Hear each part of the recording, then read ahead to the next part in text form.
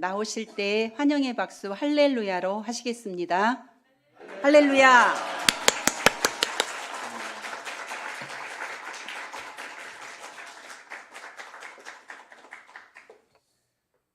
감사합니다.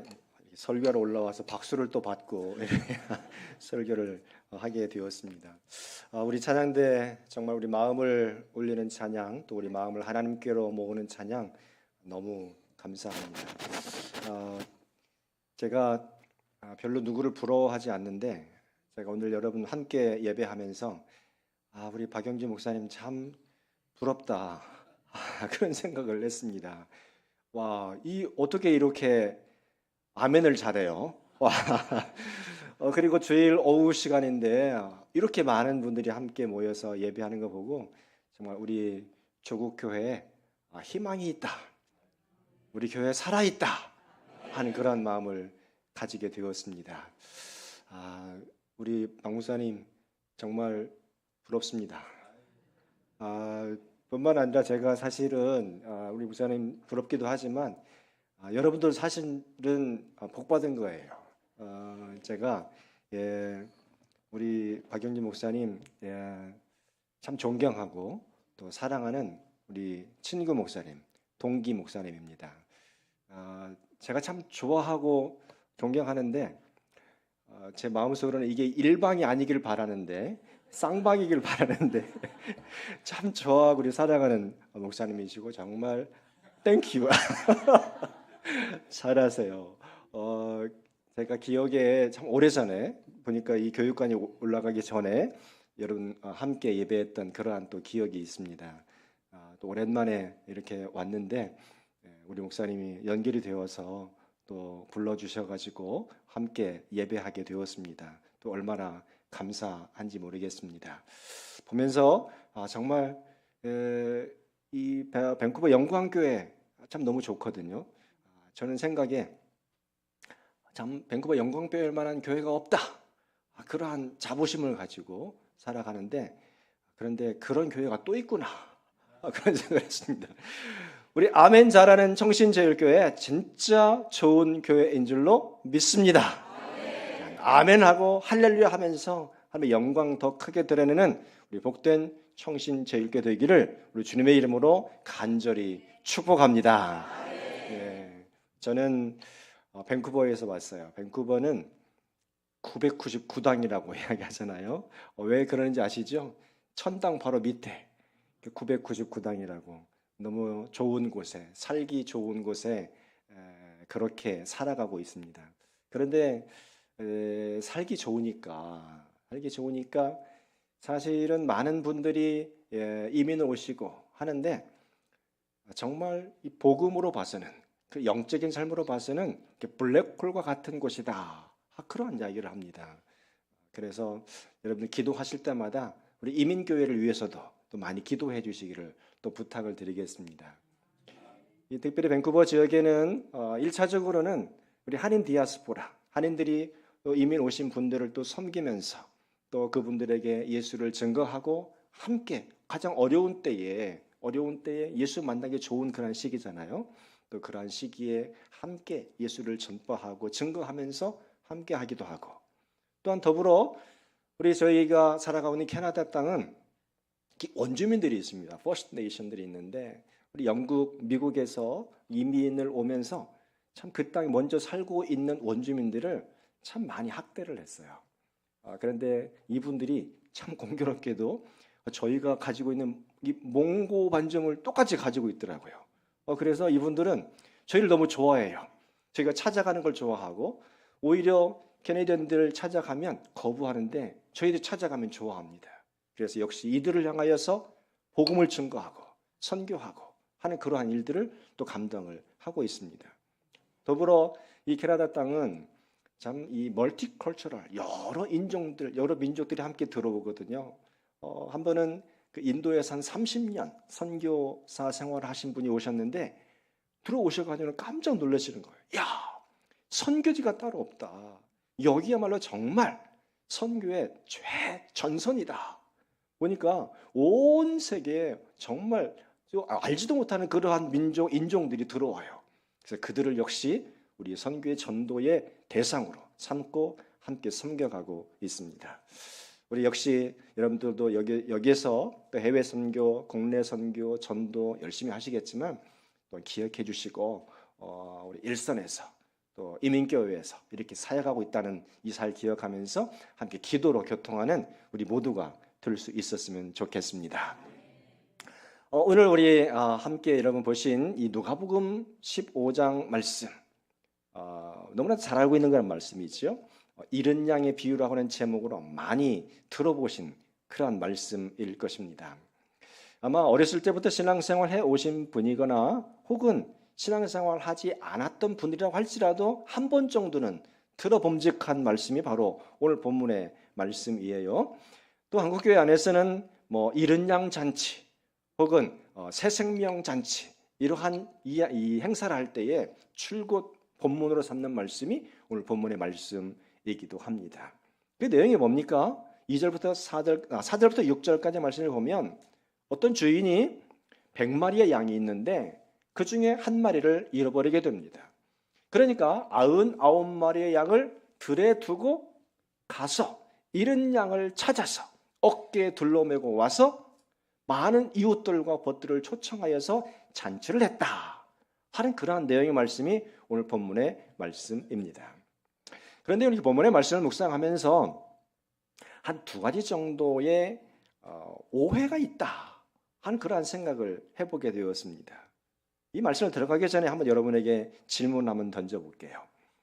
여러분은 잃어버린 양과 99마리의 양 가운데에 어디에 속해 있다고 생각하세요? 나는 잃은 양 쪽인지, 나는 99마리의 잃어버리지 않은 의인에 속한 양인지 어느 쪽에 속했다고 생각이 되십니까? 많은 분들에게 한번 여쭤봤어요. 여쭤봤더니 대부분 많은 분들이 나는 내가 그렇게 특별히 잘한 건 없지만 그래도 내가 교회 떠나지 않고 또 열심히 나름대로 봉사도 하고 이 정도 되면 나는 99마리 쪽이지 이렇게 말씀을 하시더라고요. 여러분 어떠신가요? 아마 말씀을 안 하셔도 마음속으로는 내가 대놓고 이야기는 못하지만 그래도 나는 99마리 쪽에 속했어 이렇게 말씀을 하고플 것 같다 하는 그런 생각이 듭니다. 그런데 여러분 오늘 본문의 말씀을 보면서 은혜의 말씀으로 받아들이는 아주 키포인트는 잃은 양은 다름 아닌 내가 바로 잃은 양입니다. 이 고백이 바로 오늘 이 말씀을 은혜로 이르는 포인트라고 이야기할 수 있습니다. 한번 따라해 보겠습니다. 하나님, 잃은 양은 다름 아닌 바로 나였습니다. 아멘. 아멘 하지만 동의하기 힘들죠? 그런가요? 오늘 7절 말씀해 보니까 7절 마지막 말씀 가운데에는 잃어버린 양을 회개한 죄인에 비유하고 있고 99마리의 양은 회개할 필요가 없는 의인에 비유하여 말씀을 하고 있습니다. 회개할 필요가 없는 의인. 여러분 이게 말이 될까요? 로마서 3장 말씀에 보면 이 땅 가운데에는 의인은 없다. 하나도 없다라고 말씀을 하셨는데 회개할 필요가 없는 의인 99.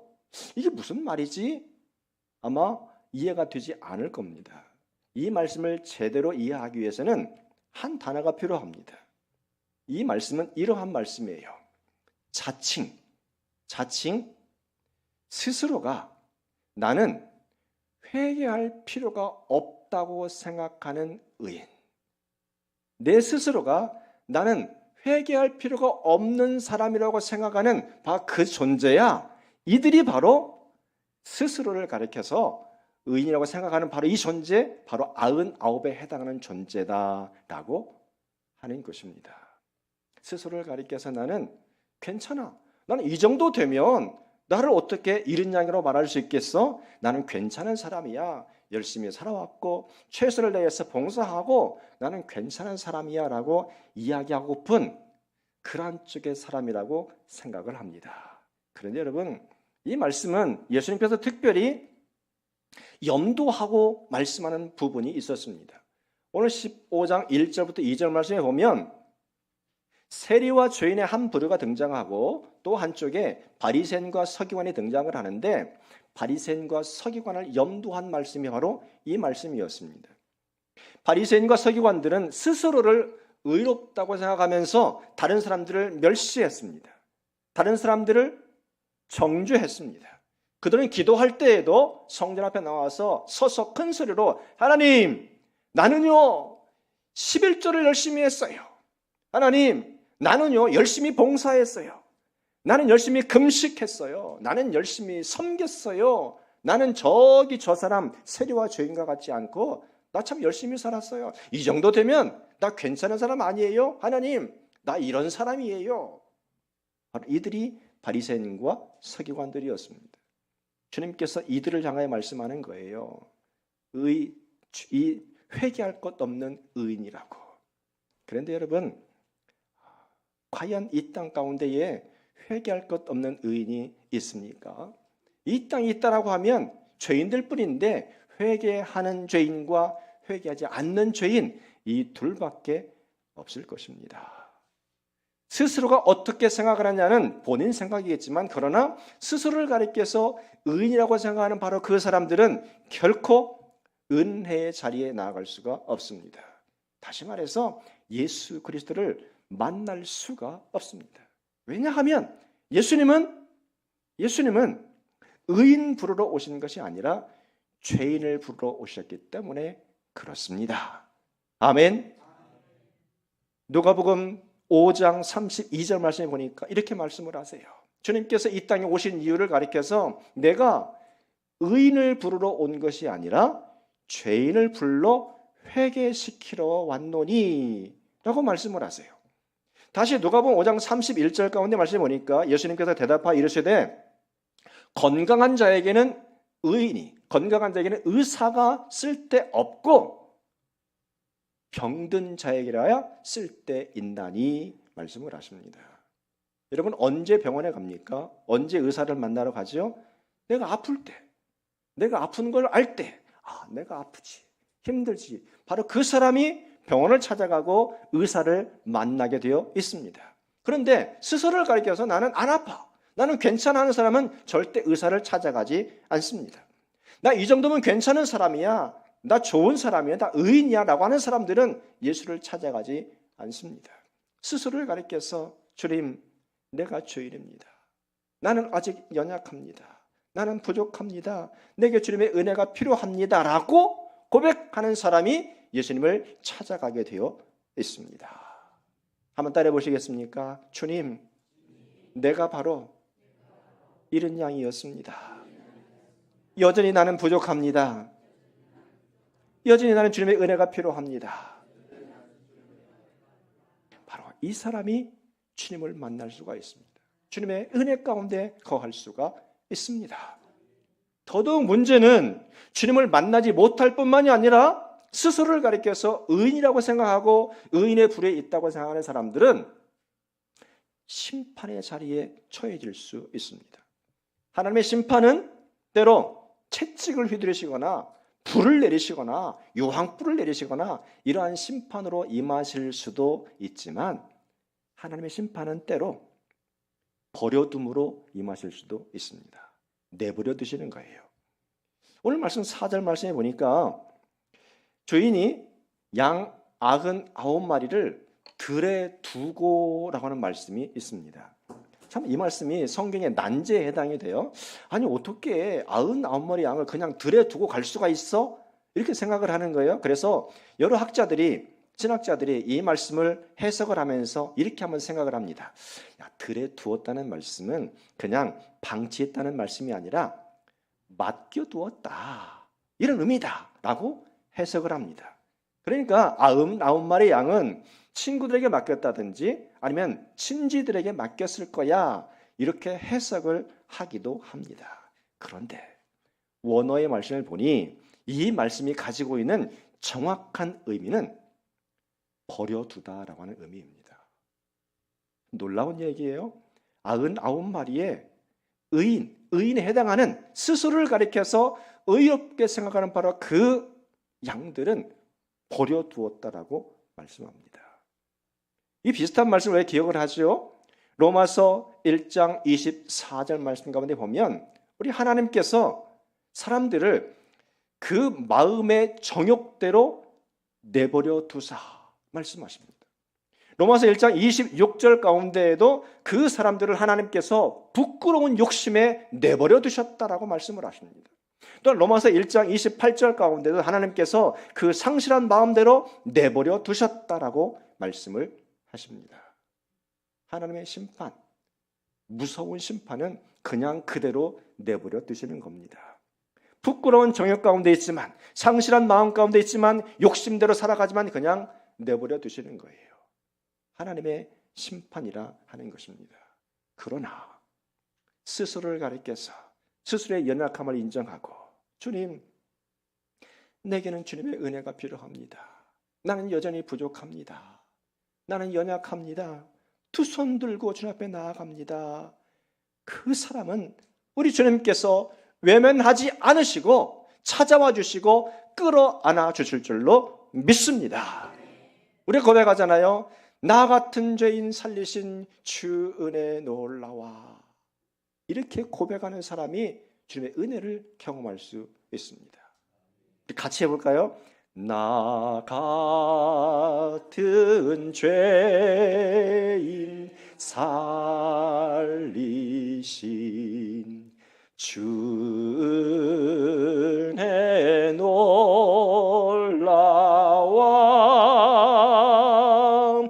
잃었던 생명 찾았고 광명을 얻었네.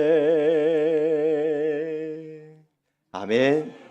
나 스스로를 가리켜서 주님, 여전히 나는 부족합니다. 연약합니다.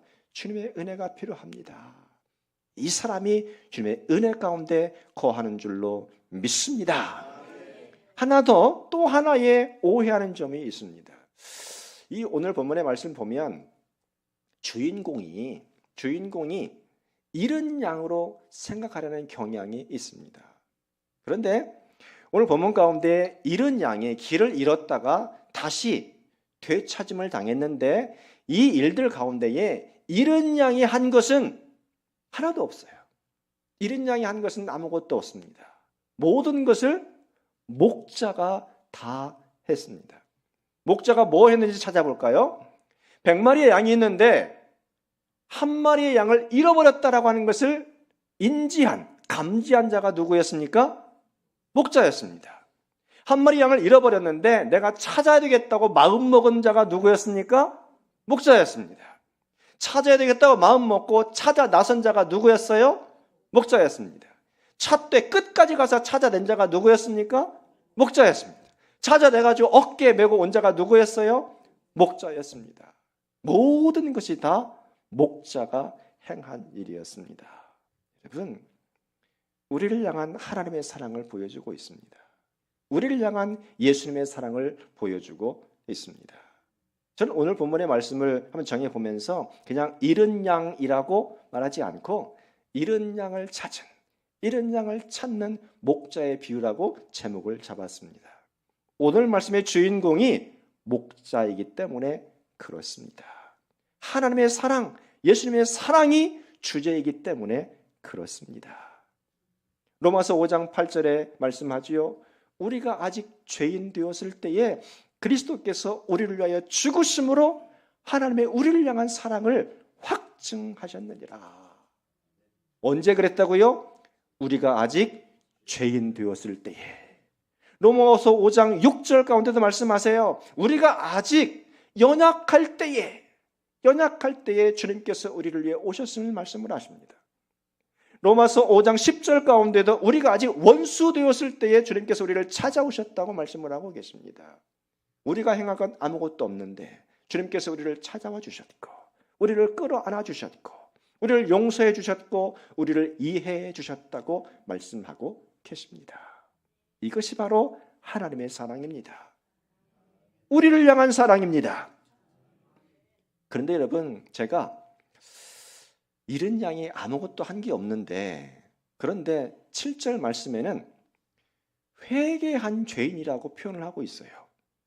잃은 양이 한 것이 아무것도 없는데 그 잃은 양 같은 자를 향하여서 회개했다고 이야기를 하고 있어요.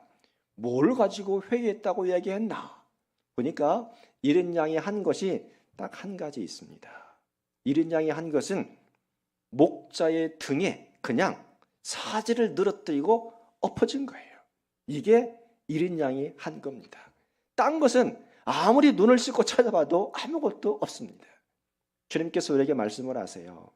회개라고 하는 것은, 회개는 믿음의 출발은 다른 게 아니라 내가 바로 죄인이며 내가 바로 연약하여서 하나님의 은혜가 필요한 존재이기에 내가 주님께로 완전히 서렌더합니다. 완전히 엎어졌습니다. 완전히 주님의 등에 엎였습니다. 이게 바로 회개이며 이게 바로 믿음의 기초라고 하는 것을 우리에게 보여주고 있습니다. 여러분, 주님 앞에 나아가서 주님, 내가 죄인이에요. 내가 연약해요. 나는 주님의 은혜가 필요합니다.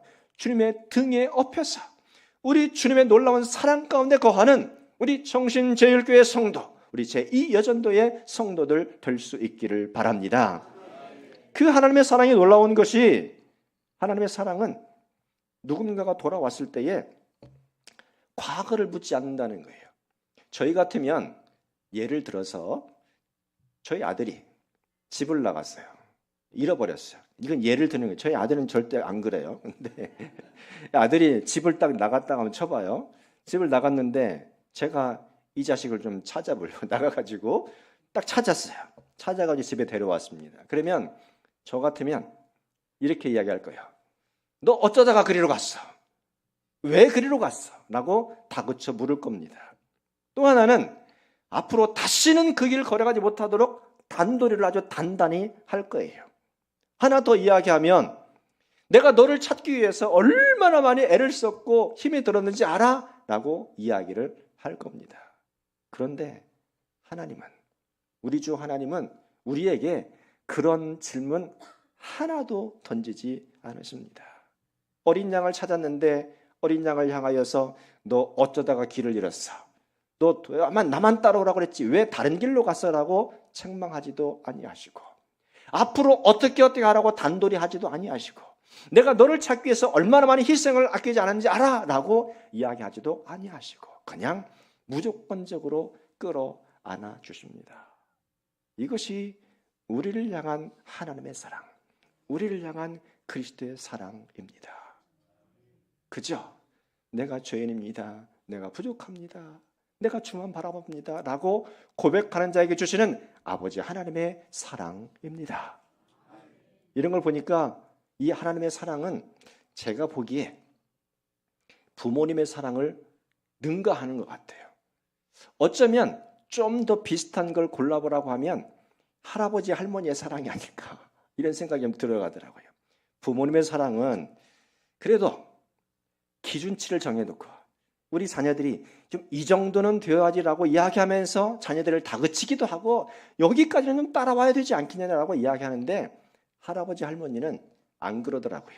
할아버지 할머니는 그냥 무조건 다 잘한대. 제 주위에 여러분들을 만나보는데 할아버지 할머니들 한 이야기가 자기 손주는 신동이래. 자기 손녀는 뭐 요즘 여기 말로 하면 미스 코리아감이래요. 다 그렇게 이야기해. 자기 손주 손녀 보고 미스 코리아 혹은 신동 아니라고 말하는 사람은 찾아볼 수가 없더라고요. 근데 사실 저도 얼마 전에 손주를 봤어요. 사실 제가 이야기하려고 이제 이 얘기를 하는 건 아니지만 손주를 봤는데 그런데 이건 이 주관적인 이 생각이 아니라 객관적으로 이야기해서 이뻐요. 잘생겼어요. 이건 객관적인 그런 거예요. 예. 할아버지의 시각으로 봤을 때 예쁘다는 거예요. 근데 여러분, 하나님의 사랑이 그렇더라고요. 우리를 향한 아버지 하나님의 사랑이 무조건적으로 주를 향하여 주님, 내가 죄인이에요. 내가 잘못했어요. 내가 주만 바라봅니다. 라고 하는 그를 끌어안으시고 용서하시고 세워주신다라고 하는 것입니다. 여러분, 이러한 사랑을 우리는 받은 사람입니다. 이러한 사랑받고 살아가는 사람들이 바로 우리들입니다. 한번 따라해 볼까요? 나는 하나님의 사랑받는 하나님의 사람입니다. 이렇게 한번 따라 보겠습니다. 자, 손 대고. 나는 하나님의 사랑받는 예쁨 받는 하나님의 사람입니다. 우리 모두는 그렇게 하나님의 사랑을 받은 존재입니다. 그렇게 사랑받았다라고 하면 어떻게 해야 되겠어요? 감사하는 자가 되어야 되겠죠? 주님 사랑에 감사합니다. 따라오겠습니다. 주님 감사합니다. 길 잃은 양을 이처럼 사랑해 주셔서 감사합니다. 감사할 뿐만이 아니라 이제는 내가 그렇게 사랑받았으니 이제는 양 같은 사람들, 길 잃은 양 같은 사람들을 안아주고 용서하고 이해하고 섬겨주며, 또한 오늘 제 이 여전도에 헌신 예배를 드리고 있는데 그렇게 사랑받은 나로서 헌신하며 살아가는 것이 마땅하지 않겠습니까? 한번 따라해 보겠습니다. 좌우의 분들 보고 한번 따라해 보겠습니다. 하나님이, 예수님이 나만 사랑하는 줄 알았는데 너도 사랑하신다니, 특별히 예수님께서 나만 위해서 십자가를 지신 줄 알았는데 너를 위해서도 십자가를 지었다 하니 나도 너를 사랑합니다. 마음으로는 껄끄럽지만 여러분, 예수님의 사랑받은 사람으로서 하나님의 놀라운 그 은혜를 체험한 사람으로서 감사하며 살아가시고 사랑하며 살아가시고 용서하며 살아가시고 헌신하며 살아가는 우리 정신제일교회 모든 성도, 또 제2 여전도의 성도 되시기를 우리 주님의 이름으로 간절히 축원합니다. 기도하겠습니다. 사랑의 주님, 너무나도 부족한 죄인입니다. 자꾸만 실수하고 넘어집니다. 우리는 주님이 필요합니다. 우리의 필요를 아시고 우리에게 와주셔서 감사합니다. 십자가를 져주시고 부활하여 주셔서 감사합니다. 주님께서 나를 사랑하심으로 구원이 시작되었고 지금도 사랑하심을 증거함 속에서 하나님을 최고로 기쁘시게 드리는 믿음의 사람들이 되게 하여 주시옵소서. 큰 사랑 받았으니 감사하며 살아가게 하여 주옵시고, 큰 사랑 받았으니 우리도 역시 사랑하며 섬겨주며 헌신하며 살아가는 모든 성도 되게 하여 주시옵소서. 예수님의 이름으로 기도드리옵나이다. 아멘.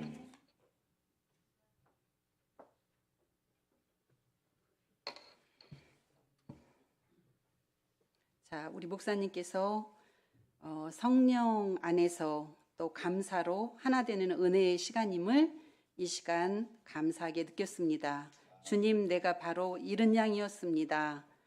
주님, 여전히 우리는 부족합니다. 이 말이 귀에 쏙쏙